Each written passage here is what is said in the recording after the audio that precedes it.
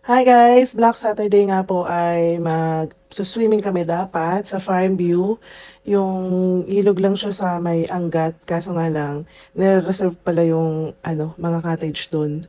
Kaya napunta kami dito sa SMV Mango Farm Resort sa San Rafael, Bulacan. Public resort po ito na may entrance na 200 per head. Kahit bata siya, kahit matanda, walang discount kasi sobrang mura pala talaga dito. Tapos yung cottage na 1 try lang po. Hindi sila nagbibiling. Kung ilan kayo, basta kung gusto niyo isang cottage lang, magkakasya kayo doon. So, doon lang kayo magsiksikan sa isang cottage. Kung gusto niyo naman na medyo maluwag, so dalawa kunin niyo, 1 3 times 2, 2, 6. Doon sa isang cottage, okay naman, kasya naman kami, nasa 15 bucks po kami yata lahat kasama yung bata. Nag-rent na lang kami ng extra table na may 2 upuan, plus 500 yun. Sobrang mura. Tapos yung mga salbabida nila, yung goggles, kung walang mga dala yung mga bata na kasama niyan, may pinaparent din sila, 50 pesos lang. Iho tayo talaga.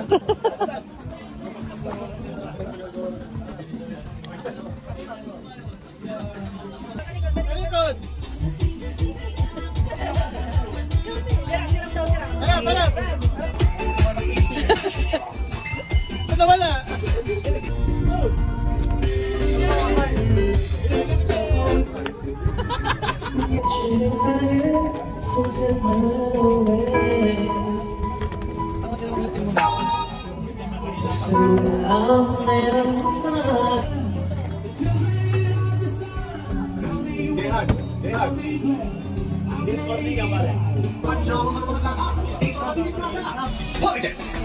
Arat na guys dito sa SMV. Ang luwang po ng lugar dito kahit na sabihing public to. Parang private na din kasi sobrang daming swimming pool, ang daming cottage. Hindi crowded, kumbaga. Saka fresh ng hangin. Ang lakas ng hangin, hindi siya ganun kainit. Kahit dun sa cottage niya kasi ang daming puno ng mangga. Kaya siguro SMV farm to, mango farm. At take note kahit sabihing public, ang ganda po ng CR nila, ang bango. At ang lakas ng tubig, lalo na yung bidet, masisyahan ka. Ganda ng mga CR, ang ganda, parang bago lang, bagong gawa. Kasi alam ko, phase 2 itong pinuntahan namin. Nung nakaraan nag-swimming kami dito, parang phase 1 kasi pag winails mo siya or Google Map, ang lalabas yung unang entrance. Dito kami sa pangalawang entrance pumasok. So ayan po, ayan yung CR nila, ang ganda. Ayan yung may shower room sila dyan sa labas.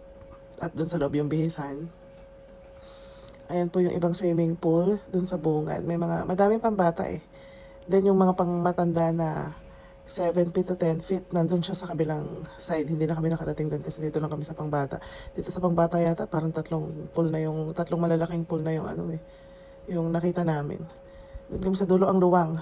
Tapos abait po ng mga helper dyan, may mga staff. Doon pa lang sa parking, may radyo na nila kung sino yung magbubuhat ng gamit nyo. Meron silang pushcart kaya hindi rin kayo mahihirapan na magbuhat kahit na sobrang layo nung cottage na makukuha nyo. Kaya naman po yung mga nagpa-plan na mag-outing dyan, punta na po kayo dito sa SMV Mango Farm Resort dito sa San Rafael. Malapit lang pag bypass kayo duman.